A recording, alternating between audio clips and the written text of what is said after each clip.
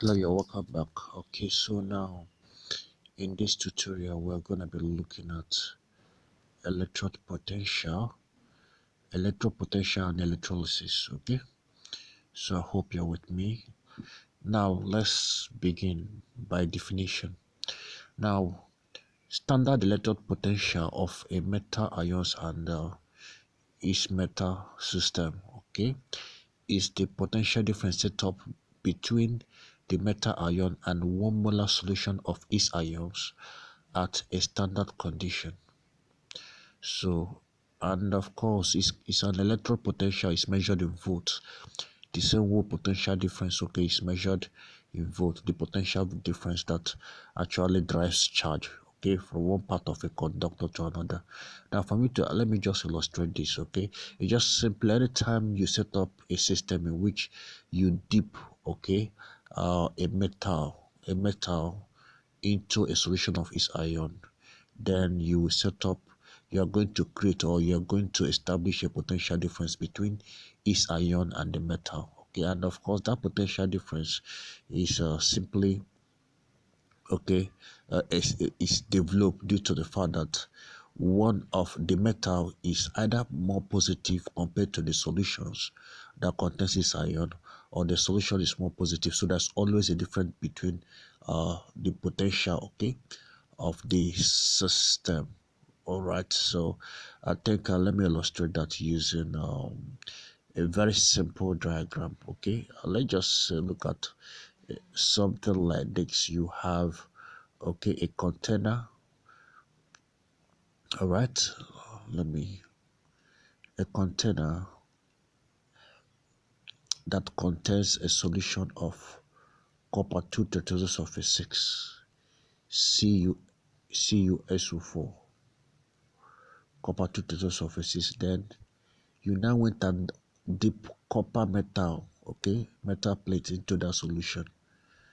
Then you have actually set up your, okay, electrode, your electrode potential, right? Okay, how does that electrode potential come about? Now, one thing you should know is that copper, a solution of copper 2 tetraoxide actually contains ion. Why? Because copper, when it dissolves in water, will split into positive and negative ion. So what you're going to have is copper 2 plus, and of course SO4 2 minus, okay, being the negative ion. Now, copper ion, okay, of course, since the ion have actually dissociated, okay, so they are very mobile. So copper ion will migrate to the copper metal plate, okay, this copper metal plate, where it will be discharged by it will be discharged by reduction, right? Okay, yep, where it will be discharged.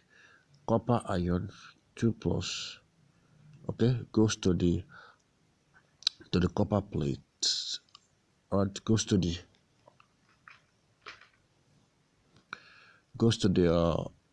copper plate, right? Then it actually gets two electrons. It gets two electrons to actually be discharged, okay, into copper metal. As it's discharged into copper metal, there is not coming back to the solution again as an ion. It will be deposited on the copper plate, okay, copper plate metal. Then that actually continues. As that continues, you discover that, and please take note, this reaction is reduction reaction, okay. The reaction that actually take place at the copper plate is reduction reaction, because it deals with the gain of electron, right? Reduction reaction deals with the gain of electron. So this is reduction reaction. All right. So now you discover that this actually continues. Copper keep on being reduced, okay, and you now discover that the solution is now being depleted of positive ion. The solution now becomes only negative, only the negative ion, okay, as compared to the plate, right? So that means the solution is negative, okay, more negative with respect to the plate, okay, which I can say that is now having a positive potential. Okay, so because of this potential difference, there's going to be, because of this, there's going to be a potential difference that's set up between this copper plate metal and its ion. All right, so please take note of that. That is simply, okay, the how example of how electrode potential, okay, metal ion metal system electrode potential actually work. All right, so let's go back to our slide as we continue. So electrode potential is demonstrated below. Okay, okay, copper ion copper metal electrode potential, this is what I just demonstrated now.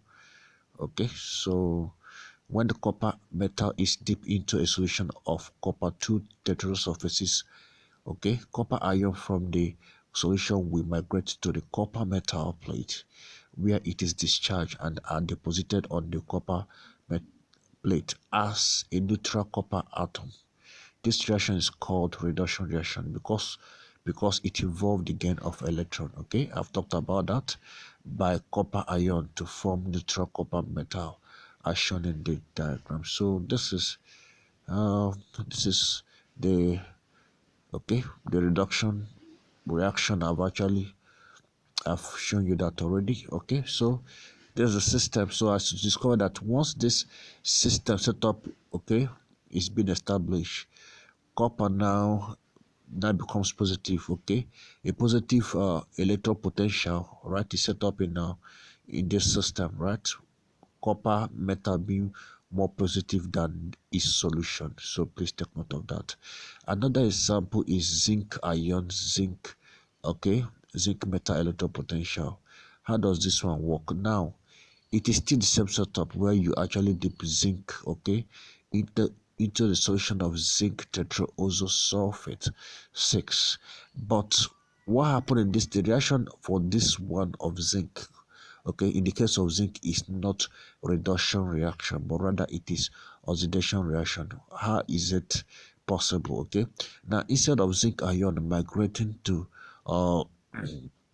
migrating to the cathode, right, where it discharge, rather zinc metal, all right, the neutral zinc metal, oh, I know, please let me not call it cathode. Instead of zinc ion migrating to the zinc, okay, plate, all right, where it will be discharged, zinc from the solution migrating to the zinc plate where it will be discharged, rather zinc, okay, atom, neutral atom, actually now leaves the plate, enters into the solution and become ionized by the loss of electron, and that is oxidation. So let me write the equation. So in the case of zinc, what happened with zinc is this. So the zinc, okay, neutral metal, right, enters into the solution, actually loses one electron, okay, I believe, okay, I think zinc is no, not one electron, please pardon me. Zinc is always, the valence of zinc is 2 plus, loses 2 electron, okay, then that becomes an ion, okay, then it found in that enters into the solution. So you discover that now in the case of zinc metal, right, zinc ion electrode potential that is set up, okay, by the movement of zinc, okay, by the ionization of zinc, that means you are now, the solution now is now having more positive, all right, ions, okay, compared to the plate. So this is going to be, that is why you now have a negative electric potential set up in the case of zinc, all right, ion zinc metal system. Okay, so a negative electric potential, that is why in the case of zinc you see minus here, all right, at the electrode. So please take note of that.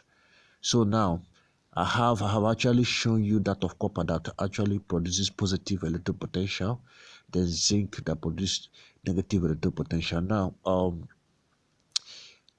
how do we actually denote, all right, write the notation of electric potential? Okay, how do we simplify the notation of electric potential? Now, an electric potential of a metal and its metal ion can be represented in the example below.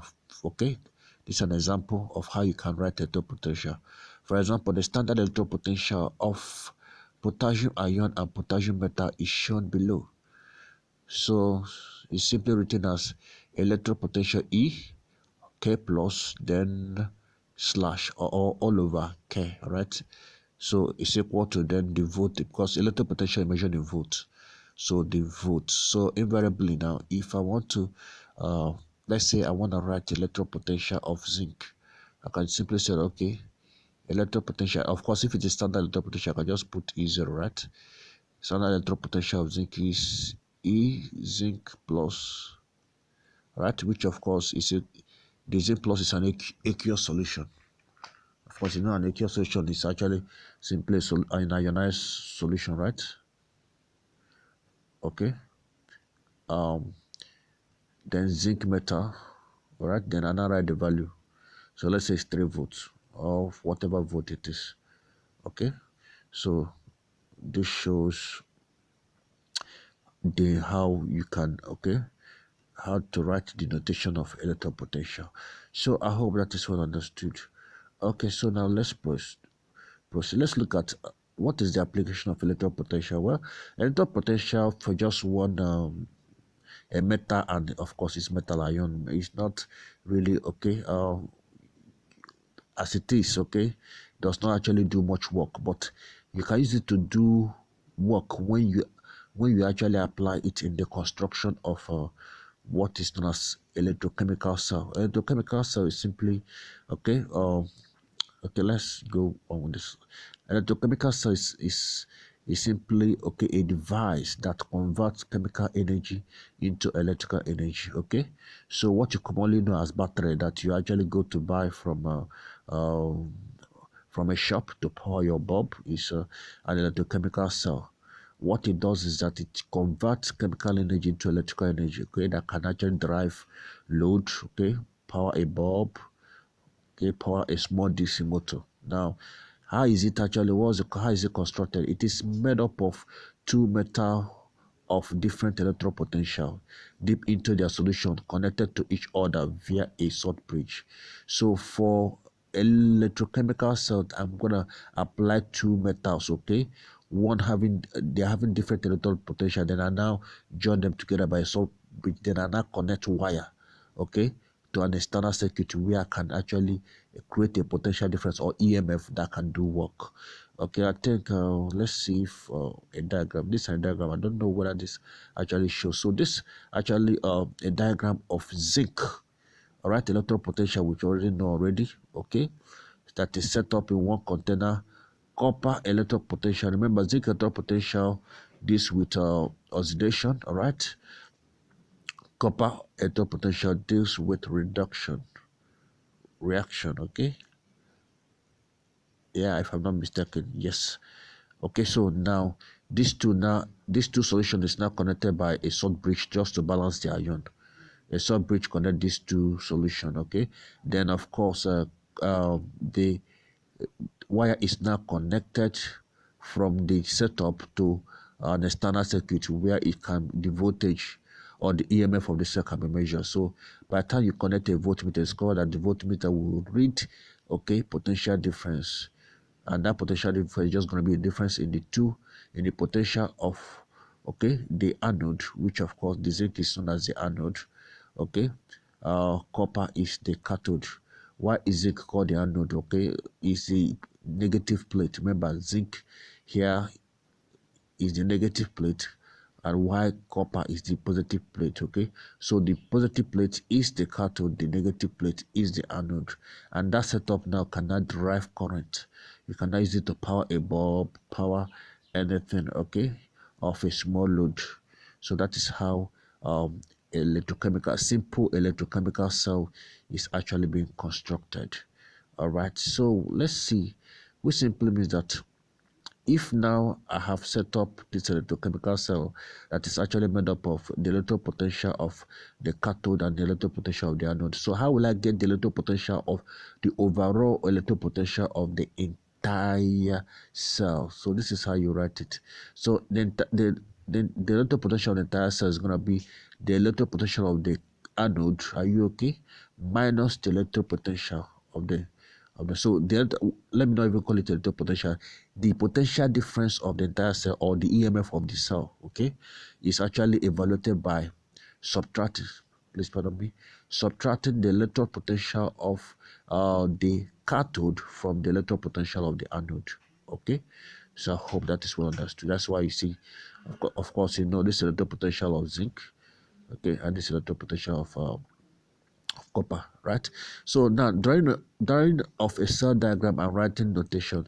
So we can also draw cell diagram, okay, and write the notations. For example, okay, you can give if they are being given cell notation, it's possible for you to draw the diagram. For example, if they give you this, okay, if they give you this zinc, okay, metal, zinc ion, copper metal, copper ion, okay. So this, once you see this, you know very well this notation is a notation of cell, showing that this is the for the anode and this for the cathode. So if you want to draw this, okay, if you want to draw this cell, simple, you draw two solution, okay, then one is zinc and is ion and the other. So this is how you can actually write the notation of a cell, okay. So please take note of that. It's as simple as what you see there.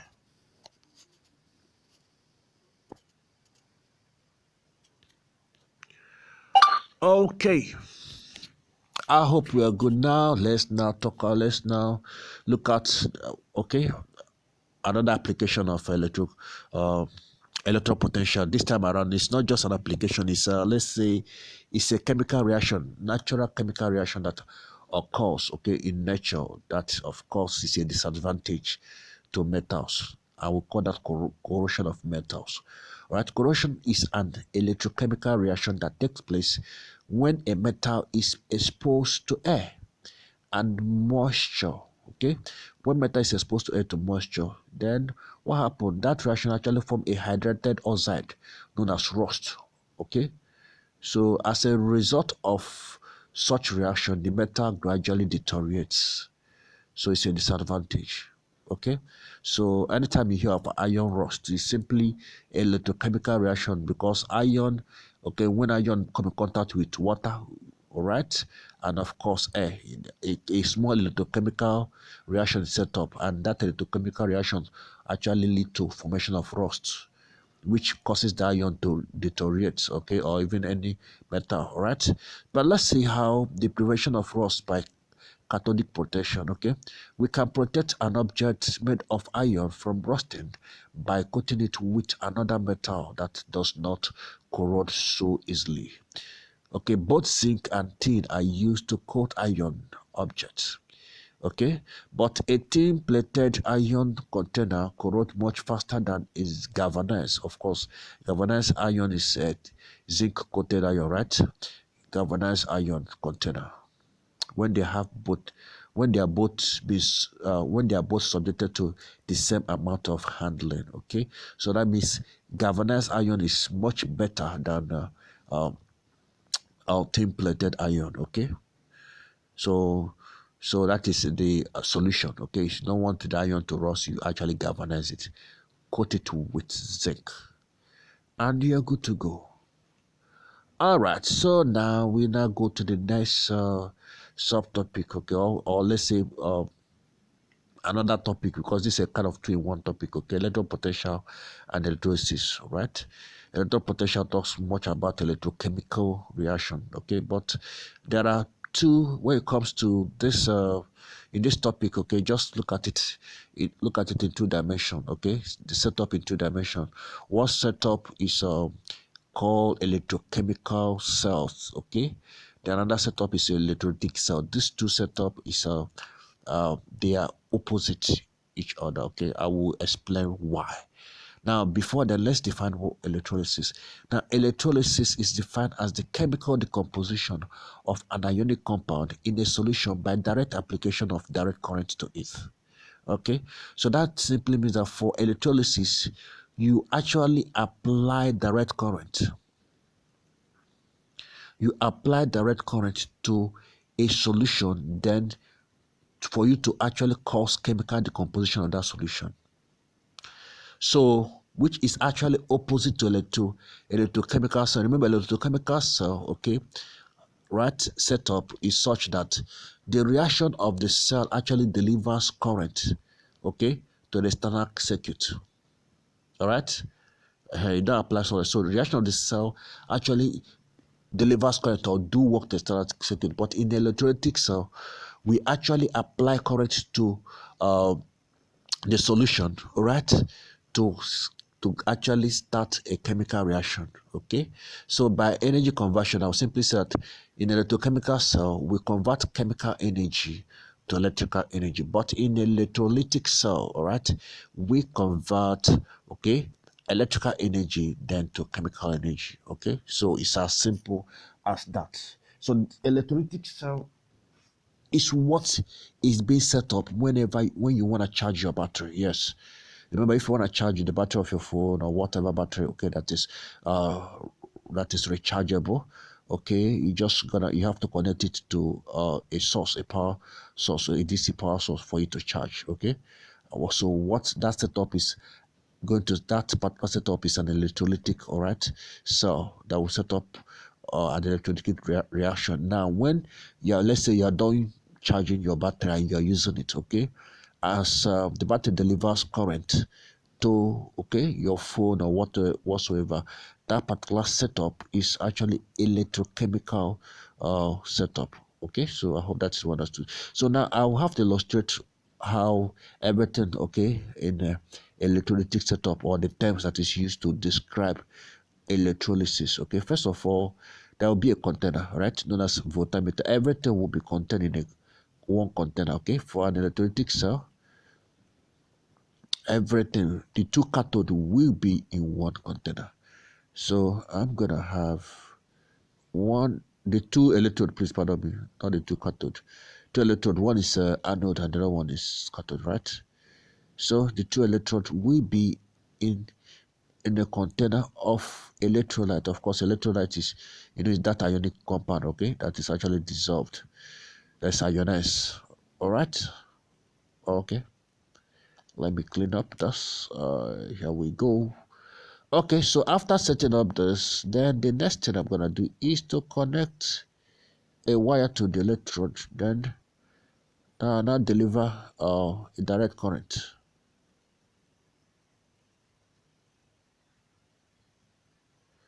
Okay, and that's exactly what you see here.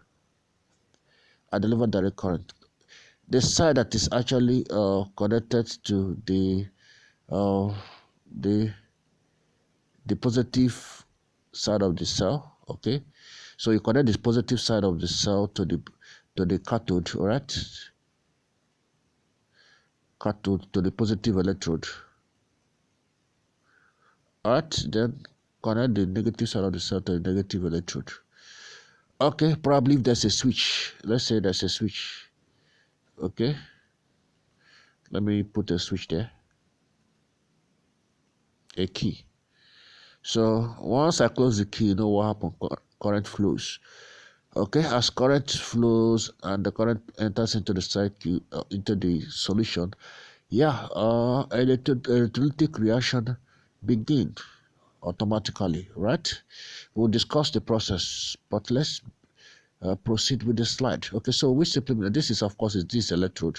Inside the electrode is the electrolyte, okay, that's made up of an ionic compound, okay, that is actually ionized in the solution. For example, CuS copper 2 tetrasulfur that's ionized as Cu2 plus, all right, then SO4 2 minus.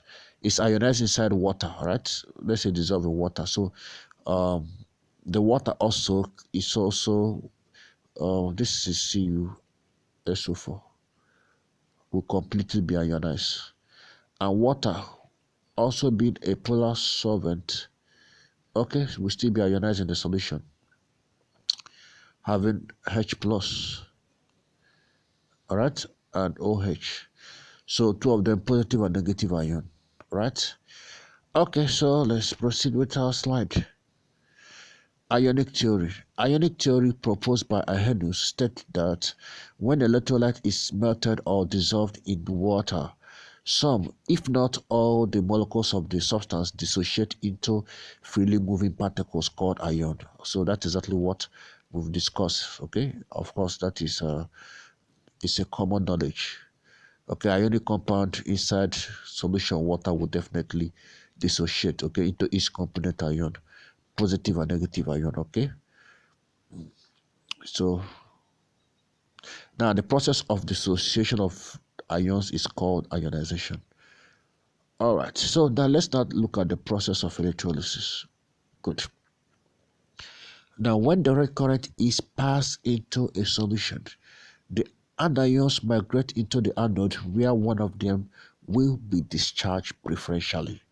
Okay, while the cations migrate to the cathode where one of them will be discharged also preferentially. Okay, so at the cathode, cation having positive charge will be discharged by accepting electron. The process is known as reduction reaction. So now let me go to my board and illustrate. So after this ion have dissociated, now what's the next line of function? Okay, all the cations will now migrate to the cathode. So and then all the anion migrate to the anode. What are they going there to do? Right? They are going there to be discharged. But not the two, okay? Not the two of them will be discharged. One will be selected for a discharge. One will be preferentially be discharged. And the same thing happens, okay? For the anion, for the cation, one will preferentially be discharged, and the same with the anions. Okay. Now the question is, what is the condition behind, all right, the one that is selected for discharge? And of course, we are going to talk about that. All right. So factors that determine the ion that will be preferentially discharged at the electrode. Okay. Now these are the factors, okay? Which one of them the most important is the very first factor, okay? The very first factor said that, okay, the position of ion in the electrochemical series, okay, determines the ion that will be preferentially discharged. Now, if you ever encounter this question in the examination, okay, you definitely be asked, you'll be given probably a typical example of okay, electrolytic reaction, okay, of two ion competing, and be asked to select the one that will be preferentially discharged. Okay, so you need to know the electrochemical series for you to answer that. In fact, you need to know how to arrange ions in electrochemical series, okay, offhand, and that is exactly what I want to do now. Okay, so the position of ion. So for electrochemical series, we have the series for positive ion, okay, ion that is arranged according to their decreasing electropositivity. All right, so and of course I can write this offhand because there's I use some, you know, some method, okay, to remember it. All right, there's a scheme I devised in remembering this. So I go for the positive ion, potassium first. So I use Kate to remember this. Okay, sorry about ion. I use never. Kate never.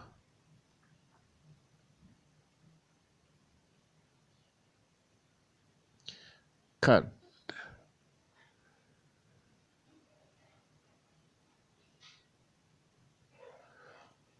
marry. Okay,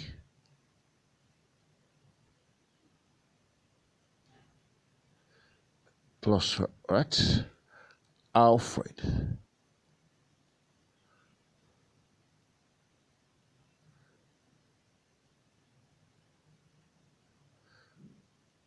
Zudolo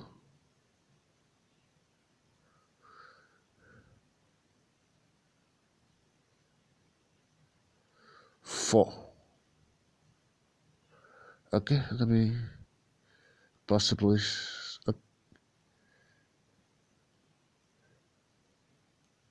Okay, let me still go down.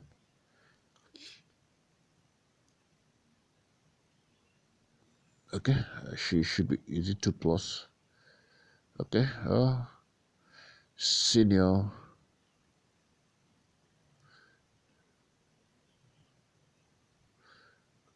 prefect has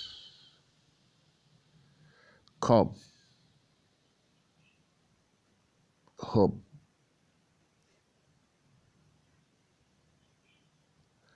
at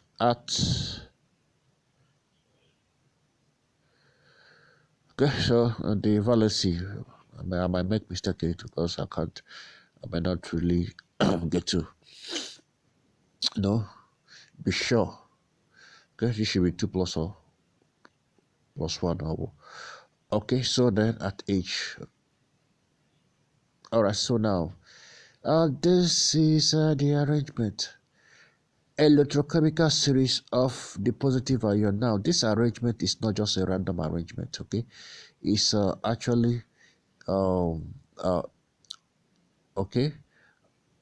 regular arrangement in which these ions, positive ions, have been arranged according to their decreasing electropositivity, which simply means that potassium is the most electropositive and even the most reactive, most reactive positive ion. So now, how does this actually affect the ion that is preferentially be discharged in the electrochemical series? So let me illustrate that. Remember, the cations actually migrate to the cathode where they are being discharged, How are they discharged? For you to understand which one will be preferred, how are they discharged? The cations are actually being discharged by reduction. Yes, the cations are being discharged by reduction. Of course, you should know that for me to actually take away the positive side, I need to reduce it by adding negative, electron to it. So the cations are being discharged by reduction reaction in which they actually need to accept electron, and for you to be able to accept electron, the ability to accept electron is electronegativity. So we see that it's only the cation that is more electropositive, electronegative. Are you okay? And if that cation is more electronegative, it's actually less electropositive. Now, going back to my series, so it is only the cation that is more electronegative, and invariably less electropositive that would be preferentially be discharged. So that means the cation down the series being less electropositive is preferentially discharged over the cation up the series. So now let's look at that competition between the copper and hydrogen. Hydrogen is up, copper is down. So copper will be preferentially be discharged over hydrogen. Why? Copper is less electropositive. So I hope that is well understood. So by the time you arrange it, so in case a question is being given, you can use this arrangement to know the positive ion that can be preferentially be discharged. So I hope that is well understood. Okay. Now for the anions.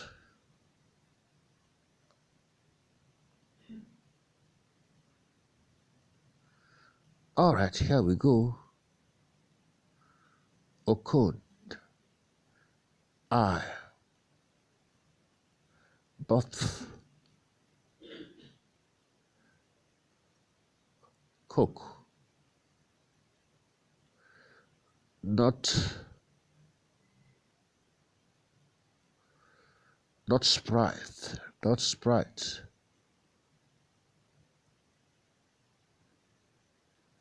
Fanta. All right. Now, how is this one? This one is arranged according to their increasing electronegativity. So the one down is more electronegative than the one up. So sulfur, that simply means that fluorine is is actually the most electronegative of all these ions, right? While hydroxide is actually less electronegative. Now the question is, how does it work with the preferential discharge of an ion? Okay, now let's now look at exactly what happened at the anode. Okay, anion actually migrate to the anode. Now, where they are being discharged by oxidation, right? For the minus to actually, for you to take away this minus, you need to add plus to it. Are you okay? Adding plus is the same thing as losing electron. When you lose electron, you increase positively, all right?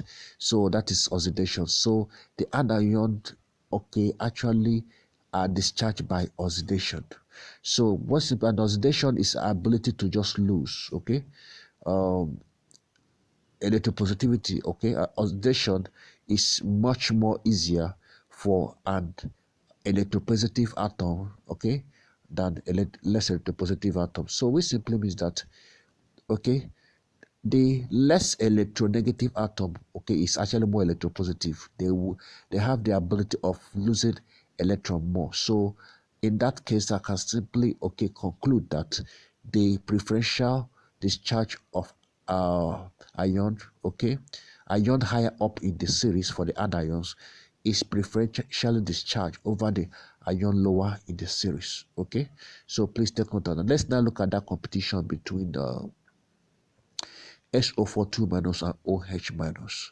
Okay, you know very well that OH minus will be discharged. Okay, so having done that now, let's say what I have there now, okay, is actually a setup. Okay, let's say what I have here is a setup, okay, of electrolytic reaction. Let's write the reaction, okay. That's what is every electrolytic reaction is a redox reaction, okay. So let's write the equation of the reaction, what happened. Now the equation of the reaction of what happened in this particular electrolysis, are you okay, setup is a combination of the reaction that take place at the cathode and one that take place at the anode. Okay, perhaps let me start with the reaction at the cathode. We call it cathodic or cathode half reaction. Okay, cathode half reaction. So what actually happened at the cathode? All right, okay. The reaction that happened at the cathode is that copper is going to be preferentially be discharged. You know that very well, and it's going to be discharged by the gain of 2 electrons.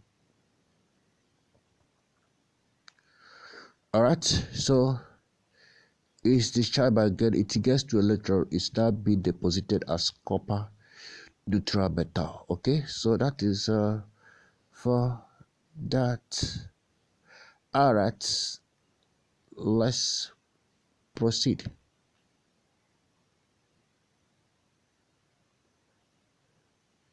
Okay, so we'll now go to the anode.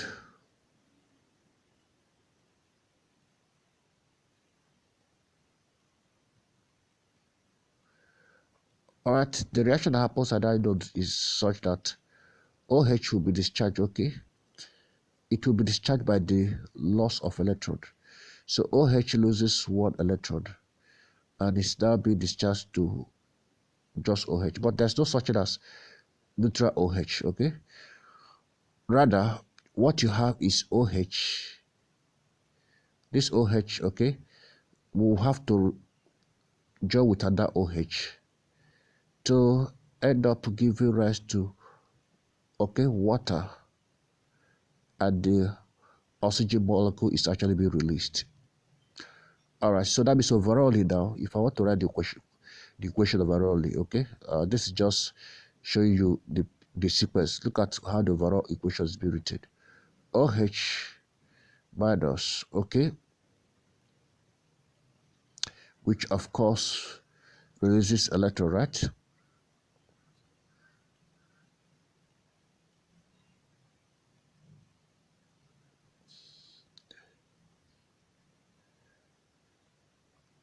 Okay.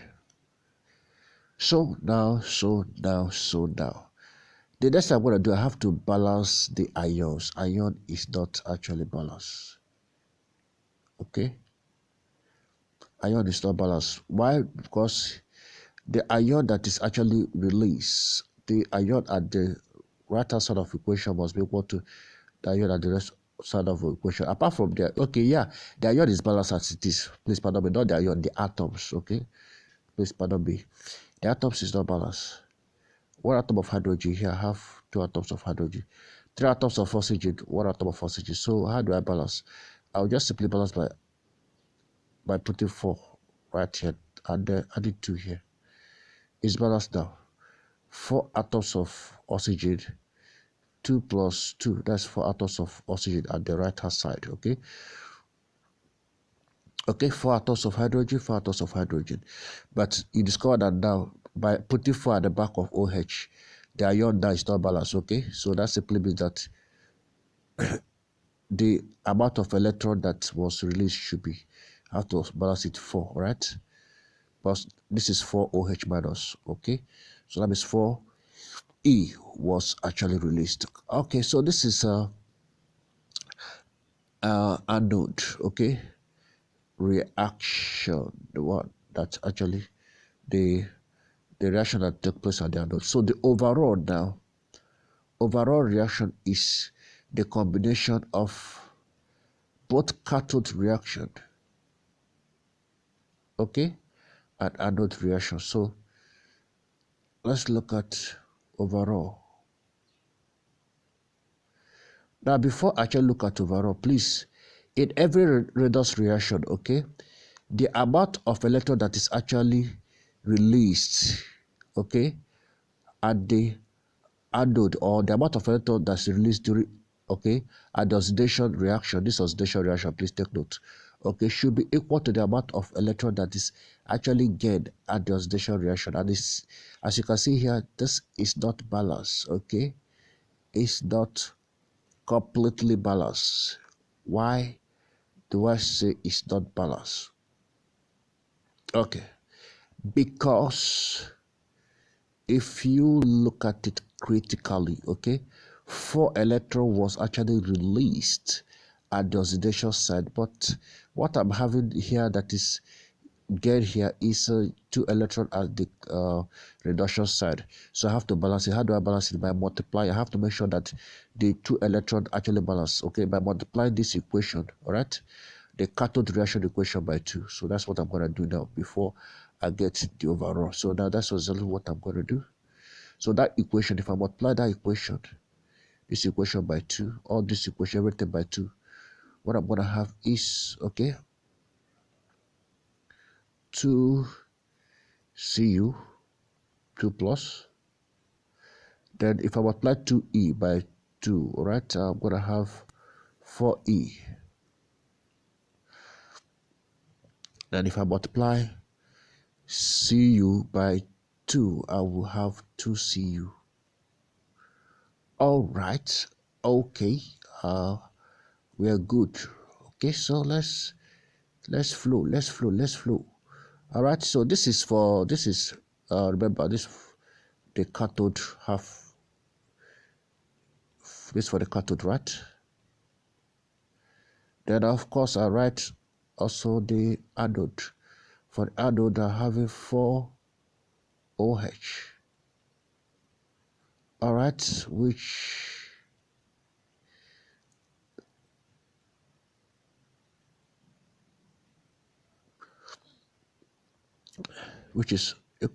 yields 4E, all right, 2H2O,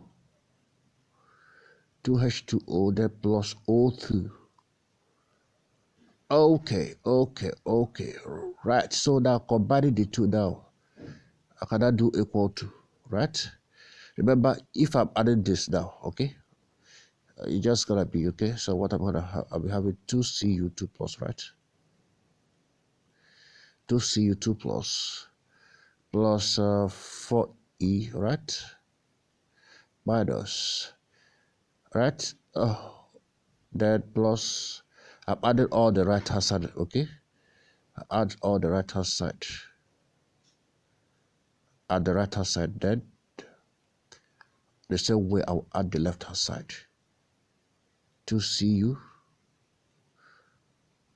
okay, plus 4E minus plus 2H2O, then plus O2.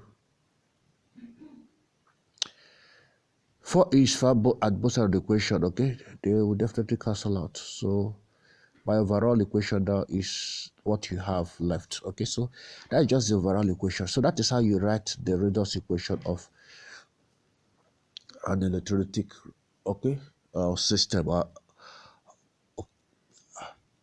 In electrolysis, okay, we actually write redox reaction equation, and that is how you write it, okay? So I hope that is well understood. So that's I've talked about this. In fact, the very most important factor, okay, is the position of ion in the electrochemical series. Then the next factor is the nature of electrode.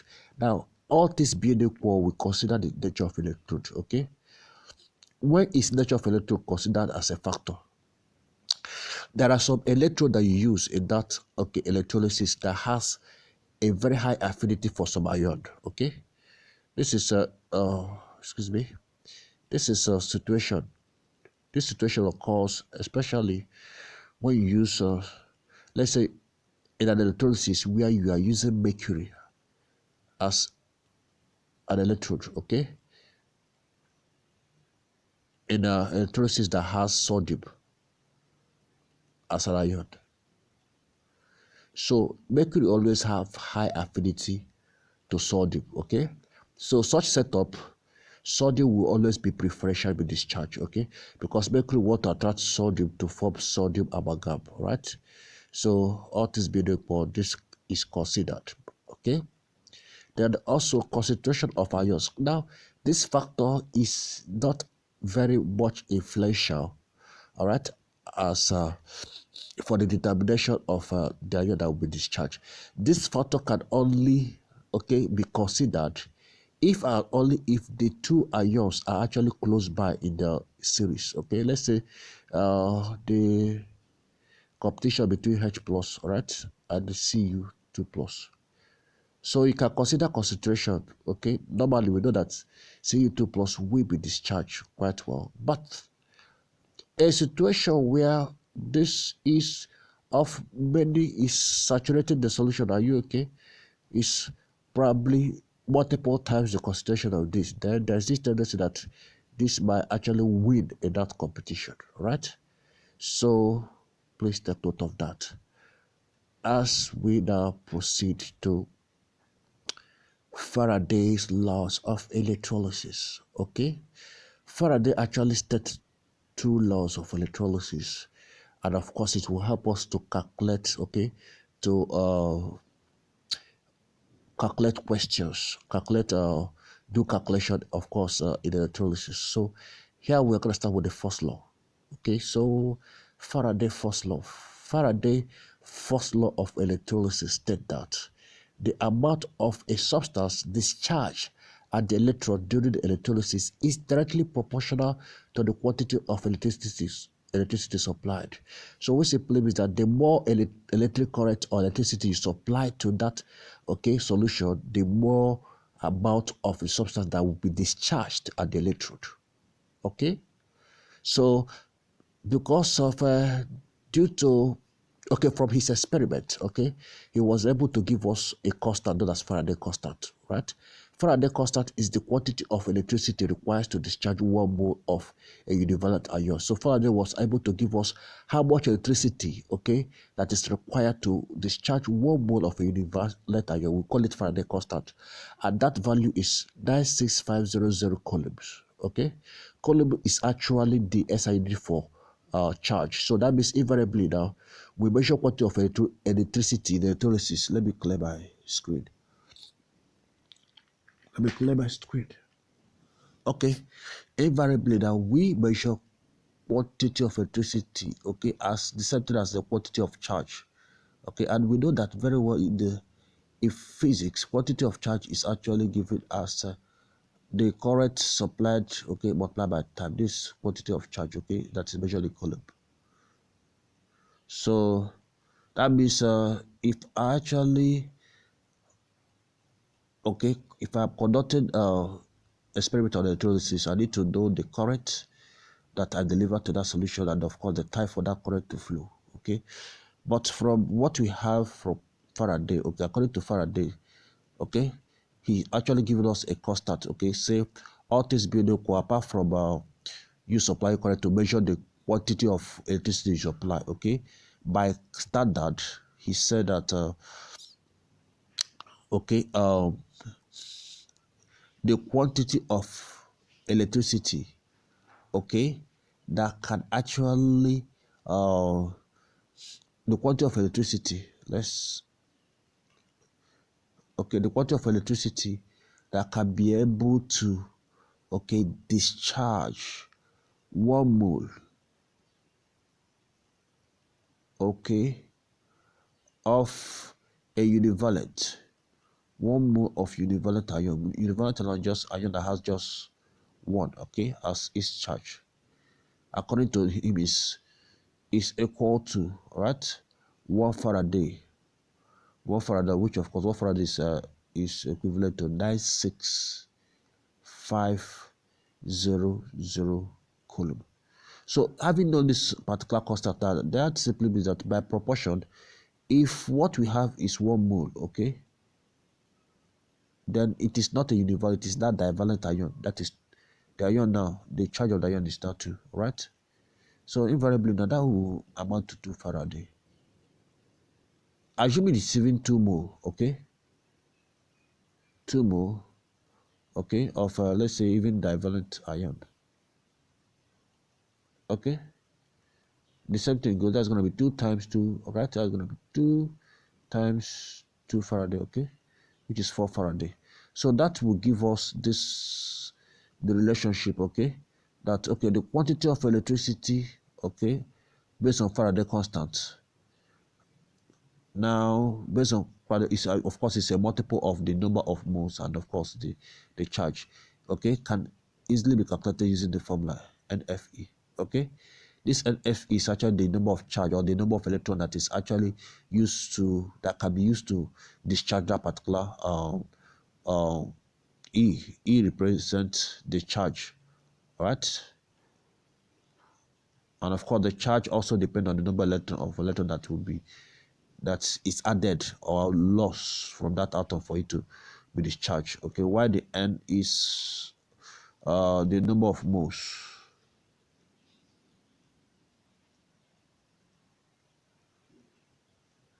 Okay, of course, F we know now. 1F is just the Faraday constant.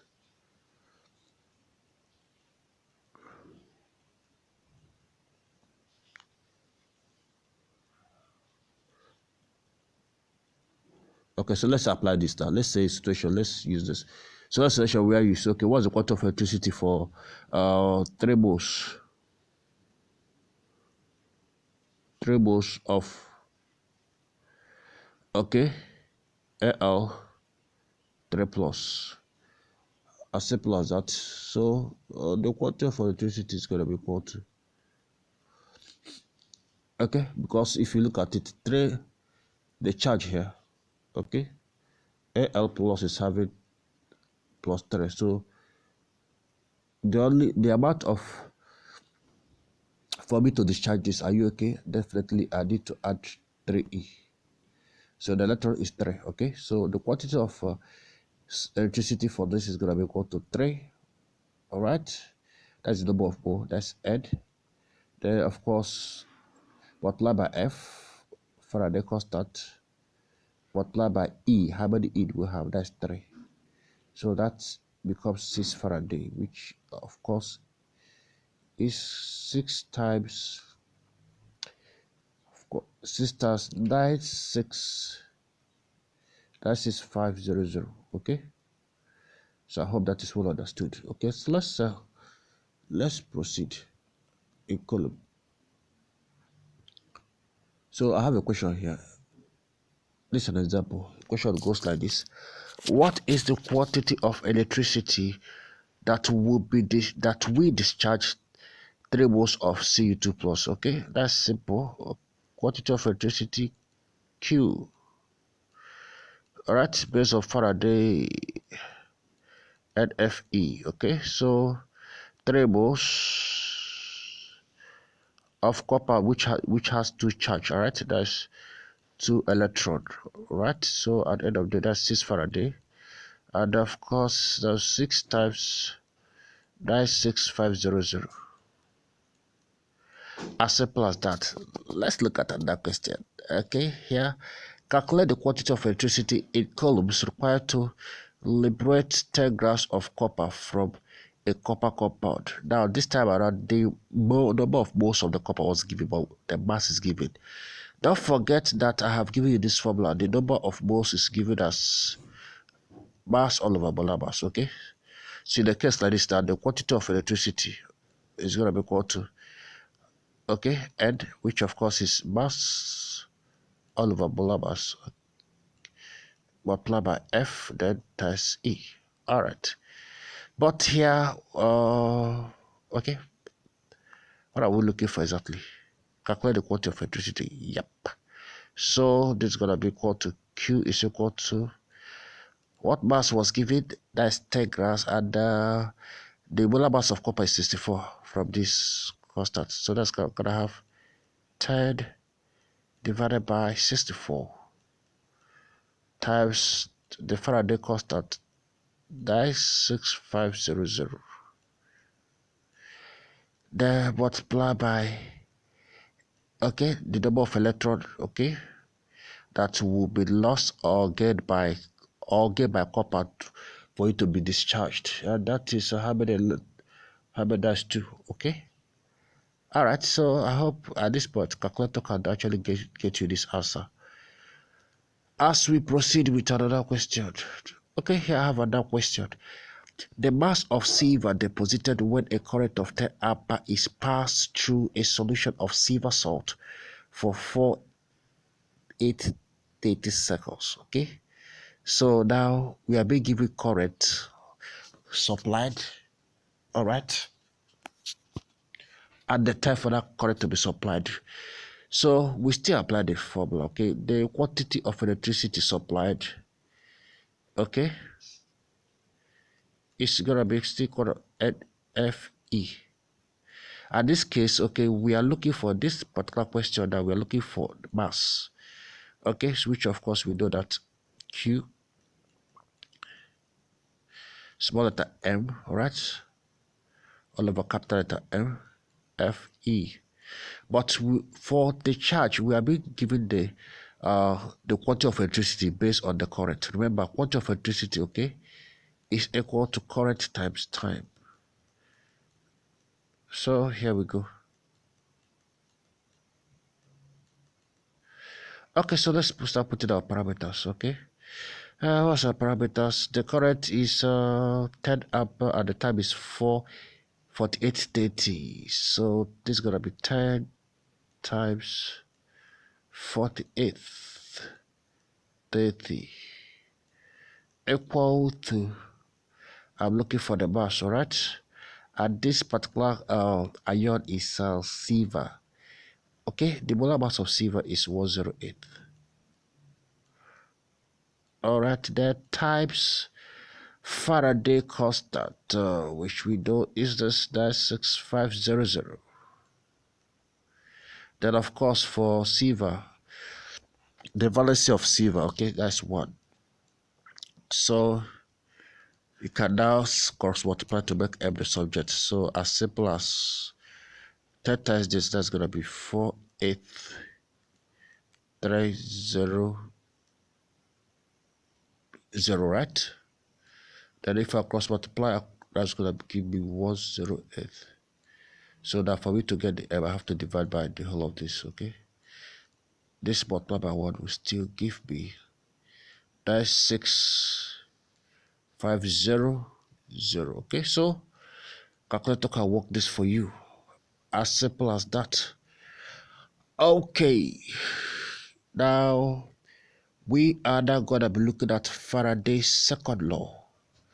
Okay, what's Faraday's second law? Faraday's second law states that when the same quantity of electricity is passed into 2 different electrolytes, so there are 2 electrolytes, okay, and the same quantity of electricity is being passed to them. Now the amount of ion discharged at each electrolyte, okay, is inversely proportional to the charge on the ion. Okay, so let me actually show you such setup.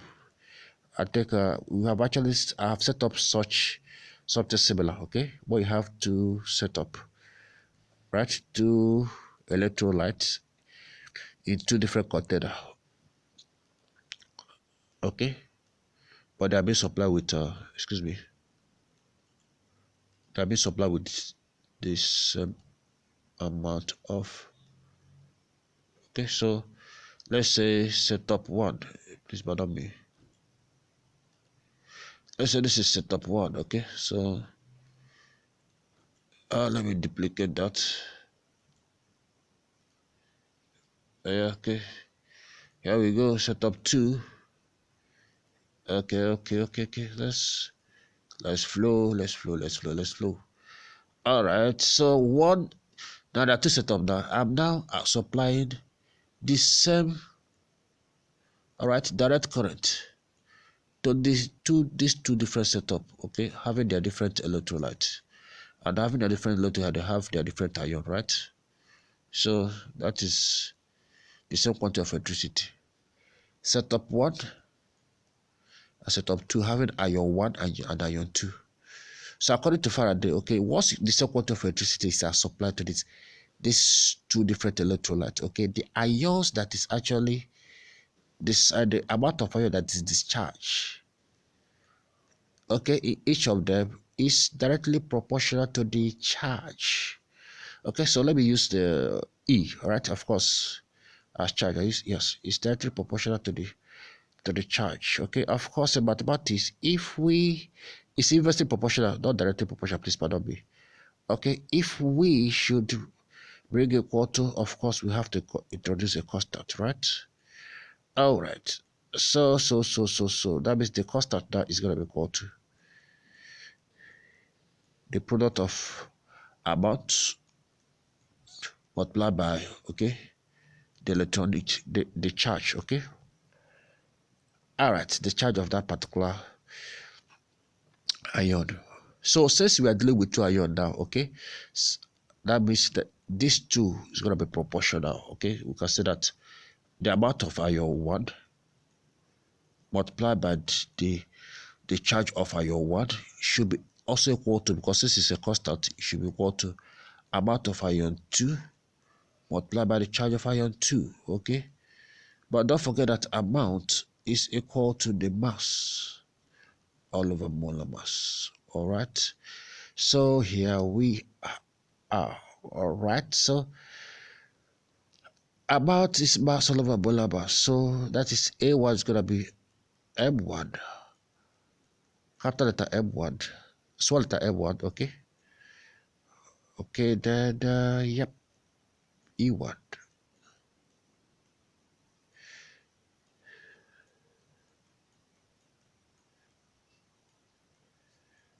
Okay, so this relationship is very important for Faraday's second law. All right, this formula is useful for Faraday's second law. Okay, so here we go. Question.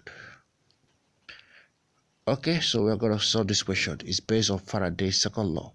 If a given quantity of electricity liberates 0.65 grams of zinc 2 plus, what amount of mercury 2 plus will be liberated by the same quantity of electricity? Yeah, so the same formula, that's what I'm going to use here. So let's say that